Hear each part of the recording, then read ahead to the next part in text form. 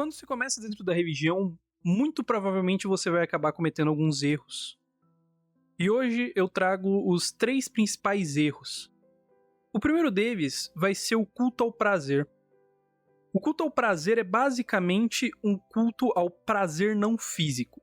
Então, eu não tô falando das pessoas que elas chegam dentro do cristianismo e elas têm todo aquele vício em pornografia, em gula, em inveja, em avareza, em coisas do tipo. Não, esse é o prazer físico. Esse é o prazer que, consideravelmente, você vai ter. Esse é o inimigo óbvio, é o inimigo que tá na sua frente. Você já sabe que ele é teu inimigo. Só que existem alguns outros perigos, alguns outros erros, que eles não parecem com inimigos. Você não acha que eles são inimigos. E o primeiro deles é o culto ao prazer. O culto ao prazer não é o culto ao prazer físico, como eu acabei de dizer. O prazer físico é um inimigo visível, um inimigo óbvio. O culto ao prazer é o culto ao prazer espiritual. Colocando em poucas palavras e citando um pouco também de São João da Cruz, São João da Cruz ele vai dizer que Deus ele é como uma mãe que vai dar o alimento ao seu bebê, que vai ser o leite, e esse leite materno de Deus é aquele prazer que você tem no começo da sua fé. Então Deus ele precisa te dar esse prazer, ele precisa te dar essa felicidade, esse sentimento dentro da fé, para que você consiga acreditar, para que você consiga viver a sua fé. Então você vai chorar, você vai gritar, no momento da consagração à Eucaristia você vai ter toda aquela coisa mais sentimental mesmo. Só que esse momento é um momento sentimental. E é um prazer sentimental que Deus vai tirar em algum momento ou não. Pode ser que Deus também não tire, mas que muito provavelmente Deus vai tirar. E aí vem o primeiro erro. Quando você se apega demasiadamente nisso, você começa a achar que Deus é prazer, que Deus é esse prazer emocional. Só que, e esse é um tremendo erro. Por quê? Porque Deus ele se demonstra muito mais no vazio, nesse silêncio, do que ele se demonstra nessa emoção. Então, quando você vai estar, por exemplo, lendo a Bíblia, você vai ver que na Babilônia eles se sentiam abandonados por Deus. Jesus, quando ele está no Horto das Oliveiras, também se sente abandonado por Deus. Deus, ele vem mais nesse vazio. E quando você começa a se apegar demais nessa emoção, você vai achando que tudo é emoção, e tem que ter emoção em tudo, e tem que ter festa em tudo, e tem que ter gritaria em tudo. Só que Deus é o Deus do silêncio. Ele não vai fazer a gritaria o tempo todo, ele não vai querer o sentimento o tempo todo, porque o sentimento não é o que ele está buscando, ele está buscando a fé legítima. E fé não é sentimento, fé não é um sentimento, não é uma crença. Fé é maior do que isso. Fé é uma estada constante com Deus. E não só nas alegrias, não só nas emoções. Então muita gente diz, não, eu estou com Deus o tempo todo. Mas ela sempre necessita desse prazer. Que não é um prazer que Deus dá como algo feliz, é um prazer que se você pega na profundidade, ele não é tão bom. Porque se Deus está te dando esse prazer, ele está dando esse prazer a você porque você ainda não está totalmente com ele. Deus, ele vai aparecer no vazio. Quando Deus vai estar mais próximo a Jesus, quando ele está no Horto das Oliveiras, ele é o próprio Deus. Deus está mais próximo porque ele é Deus. E mesmo assim, ele se sente como se tivesse sido abandonado. A mesma coisa na Babilônia, a mesma coisa com Jó, a mesma coisa com tantos momentos da Bíblia, da vida, da Igreja Católica, dos santos. Então, geralmente, quando Deus ele realmente te dá o prazer da companhia, é no silêncio. Então, não é que as emoções elas são ruins. Pode existir. Só que elas não podem ser pedra de tropeço. Não pode ser o que vai te afastar de Deus, do verdadeiro Deus. Você não pode transformar esse Deus emocional como se ele fosse o Deus verdadeiro. Porque você tá pegando um fragmento de Deus, uma parte de Deus, e você tá se vinculando a isso como se fosse o Deus completo. E aí você nunca vai aceitar que Deus te coloque no chão, te tire do colo e fale, vai e anda. Porque você se sentiria abandonado. Então, primeira coisa, você pode não estar passando ainda pela noite escura da alma, mas você precisa se preparar.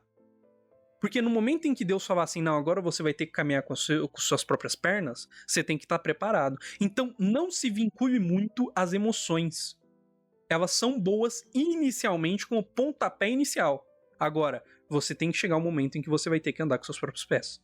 E esse é o primeiro erro, que é se vincular demais às emoções. O segundo erro cometido, que geralmente é cometido, é você fazer as obras que mais engrandecem a ti do que engrandecem a Deus. Então, em vez de eu estar ali fazendo bem ao próximo por Deus, amando o próximo por Deus, eu vou ter outro motivo. Então você ama as pessoas por um motivo, tá? Se você é cristão, o motivo legítimo para amar outra pessoa é porque você vê Deus nela como criação de Deus, você ama ela porque você ama Deus. Então você ama Deus e por isso você ama o próximo. Agora, se você é cristão e você acha que você ama outra pessoa por outro motivo, você não ama, tá? Isso servindo aos cristãos. Se você não for cristão, saiba que esse vídeo é para os cristãos. Então, se você é cristão, você ama outra pessoa porque você ama Deus.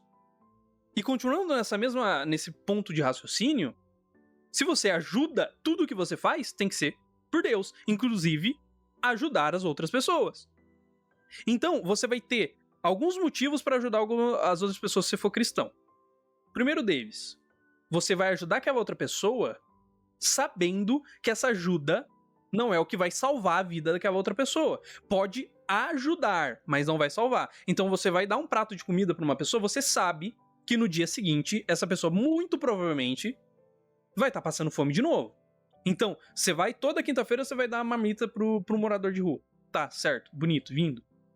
Só que você tem que parar de pensar que isso tá te engrandecendo, porque não tá. Porque você tá dando comida um dia na semana pra uma pessoa, no dia seguinte ela já vai estar com fome de novo, e na próxima semana que você vai dar comida novamente pra essa pessoa. Então o que você tá ajudando? E aí que vem a reflexão cristã eu estou ajudando essa pessoa a se manter, mostrando um pouco de esperança pra essa pessoa, mas não pra essa esperança se quebrar. Mas porque quando essa pessoa entender o que é esperança, entender o que é amor, entender o que é Deus, ela se converter e no fim da sua vida vai ir pro céu. Porque tudo se baseia nisso, não é na terra. Você não vai pra igreja pra ser alguém grande na terra. Você vai pra igreja pra ser alguém grande no momento em que você for ou pro céu, que é o objetivo do cristão é ir para o céu. Você sabe que tem outro caminho, mas o objetivo é ir pro céu. Não é ter grandes coisas na terra. Nossa, eu quero ser um milionário na terra. Não. E aí, por isso que Jesus ele diz que é mais fácil camelo passar no buraco de uma agulha do que um rico pro céu. Porque o rico, ele vai ter toda essa afeição pelo mundo. Então, ser pobre de espírito como os primeiros cristãos eram, esse é o objetivo. E aí, quando você dá a outra pessoa, você entrega a si pra outra pessoa, dá esperança, porque você não tá dando um prato de comida pra outra pessoa, você tá dando esperança. Você tá dando amor, você tá dando afeto. Você tá dando o que o mundo nunca deu a ela. E quando você entrega isso, você tá entregando a chave pra salvação daquela pessoa, entregando a chave da salvação pra si mesmo, não se engrandecendo, mas entendendo que existem outras pessoas e amando as pessoas que estão à sua volta. Então, quando você ajuda um morador de rua, você tá dando esperança pra ele persistir. E ao mesmo tempo, você tá vendo aquilo e entendendo que o mundo não é só você e entendendo que você precisa ajudar e que você também é pobre como aquela pessoa. Só que você é pobre de espírito.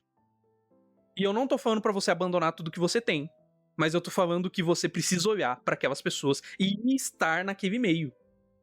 Você precisa estar no meio de pessoas que têm menos do que você. Ai, nossa, mas tal pessoa me disse que eu preciso estar no meio de pessoas ricas para eu ser rico no futuro. Tá, se você quer o seu prêmio nessa terra, você terá o seu prêmio nessa terra. Só que quando chegar na frente de Deus, você vai ouvir que já recebeu o que você precisava receber na Terra. E agora no céu você não tem mais nada para receber. Então, ajude com fervor e tenha fé. E ajude pela fé, não ajude de qualquer maneira. Não ajude uma pessoa só por ajudar. Não, você está ajudando aquela pessoa para encontrar o céu. A fé sem obras é morta e a obra sem fé não tem vida. Porque você está fazendo a obra, mas você não está ajudando aquela pessoa a ir para o céu. Porque você está rezando, está indo para a igreja, mas você não está ajudando as pessoas. O que não adianta nada.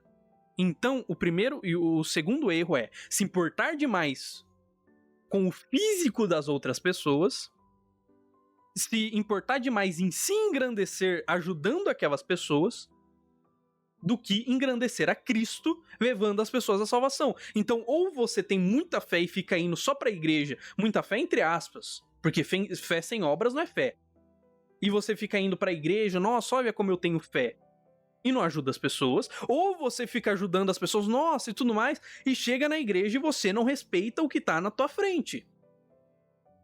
Você não respeita o sacrário vivo, você não respeita o padre, você não respeita o diácono, você não respeita o bispo, você não respeita ninguém, você não respeita a tradição da igreja.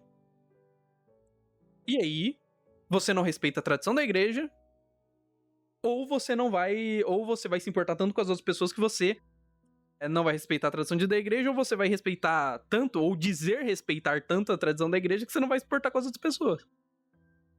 E esse é o segundo erro. Você tem que estar entendido de que, como São João da Cruz também diz, as obras de humildade, as obras de fé, por si só humilham. Então, quando você tem fé, quando você está ajudando as outras pessoas, você está se humilhando, você não está se engrandecendo. Então, para de se engrandecer. Porque se você faz alguma coisa boa, é Cristo que vive em ti, é Cristo que está fazendo por ti. E quando você faz alguma coisa ruim, é você que está vivendo. Então, esse é o segundo erro. Nunca se engrandeça. Porque tudo que é grande é Cristo. Porque é Cristo que vive em quem é grande. É Cristo que vive naqueles que têm muita fé. Porque fé é obras e obras são fé. E as duas não podem andar separadas. Porque se andar separadas, você pode até ser uma pessoa que está ajudando muitas pessoas, mas você não está sendo cristão. E você pode até se dizer cristão, mas se você ajuda as outras pessoas, você não ajuda as outras pessoas, você não é. Você é no máximo um agnóstico. Você é um deísta.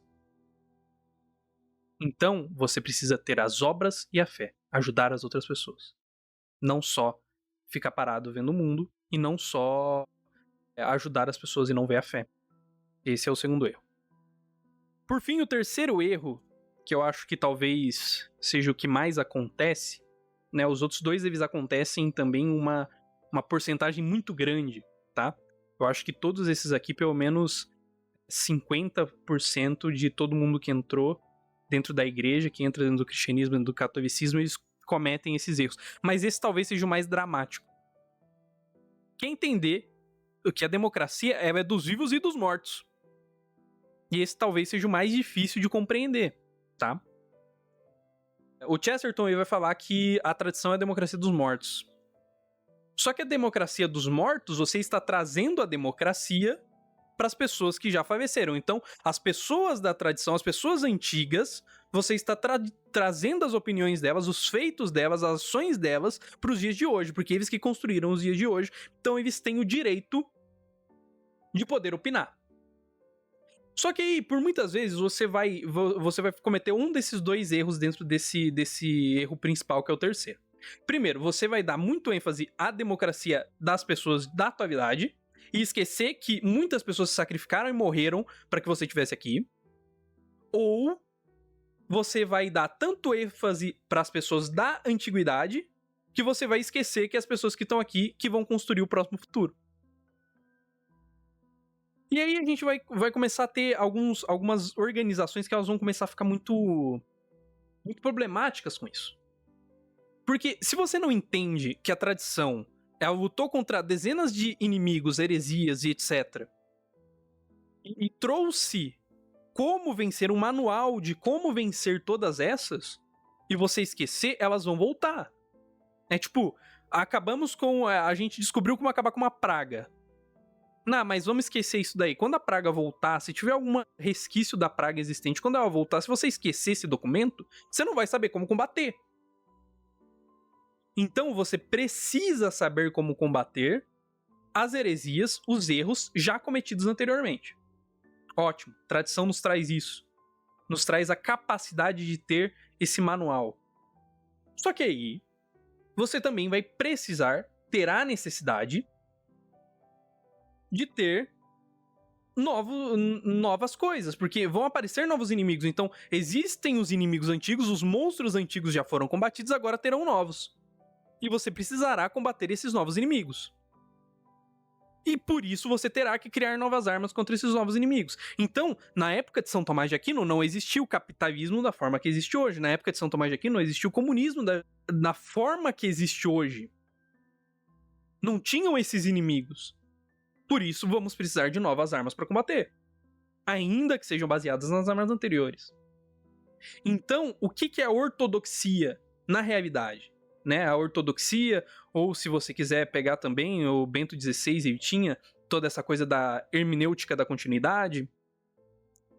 O que é o ortodoxo de verdade? Ele não é alguém que vai ficar preso a São Tomás de Aquino. Ele vai entender que São Tomás de Aquino não estava preso a ninguém. São Tomás de Aquino, na sua 9ª regra dos estudos, ele diz: quando ouvires algo, não olhais quem fala, mas se for bom, confia-o à memória. São Tomás de Aquino, ele vai dizer, então confia no que for verdadeiro. Então, ainda que ali a gente tenha na tradição uma variedade, a maior parte da verdade esteja ali, ainda tem muita verdade a ser descoberta. Muita verdade a ser descoberta. A gente não pode parar no argumento de São Tomás de Aquino, a gente tem que dar continuidade nisso. E dar continuidade no mundo moderno. Então, toda essa ruptura que tem no início, você começa dentro do cristianismo, ou você começa a ser muito tradicionalista ou muito modernista. Só que tá errado, tá? Primeiro que você ser esse tradicionalista, se você for um tradicionalista, alguém que é a favor da tradição da Santa Igreja, é uma coisa, né? O dogma da infabilidade papal, tudo mais. Todos os dogmas da igreja. Agora, se você for um tradicionalista de alguém que não quer que a igreja não mude, porque a igreja não pode mudar, os dogmas não podem mudar, a estrutura da igreja não pode mudar, essas coisas realmente não podem mudar. Se mudar, deu alguma coisa errada. Mas agora, se você é contra as mudanças litúrgicas que não são algo absoluto, você não está sendo ortodoxo, porque a igreja é o que comanda isso. E se você se afastar da igreja por causa disso, você não é mais católico, tá? Agora falando para os católicos. E aí, se você é muito modernista, você tá cometendo um baita de um erro, tá? Então, se você quer que a igreja mude para se adaptar ao mundo, desculpe, isso não vai acontecer. A igreja nunca vai se adaptar para exterminar, por exemplo, coisas que não sejam heresias. Começar a matar budista, hinduísta, etc. Não. Mas ela tem que se adaptar contra as heresias daquela época. E quando as pessoas elas olham muito pro passado, e elas veem o monstro do passado, elas se esquecem do monstro do presente. E elas acabam se tornando o monstro do presente. Como diz a famosa frase de Friedrich Nietzsche, se olhar por muito tempo para o monstro, se tornará um. Então os tradicionalistas começam a se tornar monstros no mundo de hoje. E os modernistas, desde sua origem, já são monstros. Porque eles tentam transformar a igreja nisso que é uma coisa que tem sempre que ficar se importando com o que o mundo acha ou deixa de achar. Foi o mundo que matou Cristo. O mundo, ele merece... As pessoas, elas têm o direito de escolher o que bem entender. Porém, a igreja não tem que adotar essas escolhas. Então, não é porque alguém decidiu fazer tal coisa que a igreja ela tem que adotar as escolhas dessa pessoa. Ela pode adotar o pecador, não pode adotar o pecado. Então, o modernista ele tem todo esse problema de não conseguir separar o pecador do pecado. Então, se tal pessoa cometeu tal erro, ela deveria ser aceita na igreja mesmo cometendo esse erro. É óbvio, ela é aceita pela igreja, o pecado dela que não é. Tá? Você pode muito bem vir pra igreja, vir aqui e tal. Só que, estando em um pecado mortal, não aconselhamos você que comungue, não aconselho você que faça as coisas do preceito. E não aceitaremos o seu pecado. Eu tô com um relacionamento fora do casamento. Perdão, você está em pecado. Isso é pecado perante a Santa Igreja. E não vai mudar, porque Cristo nunca permitiu o divórcio.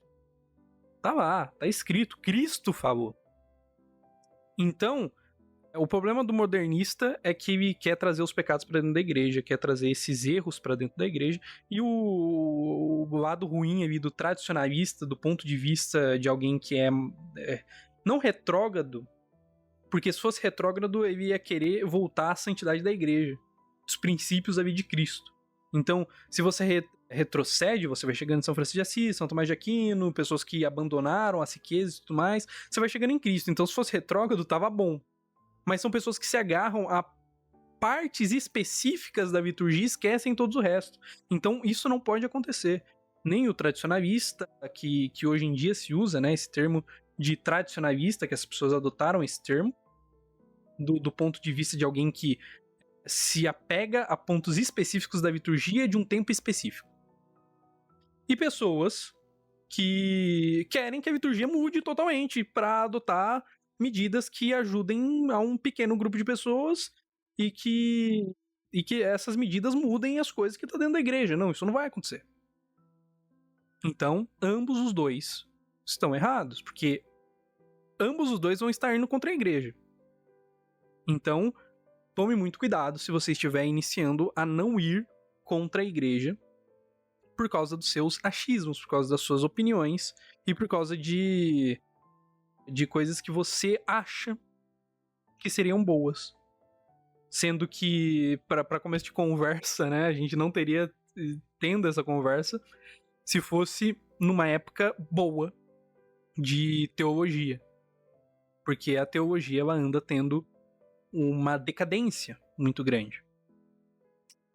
Porém, tá tendo um reavivamento que é muito bom, que é muito positivo.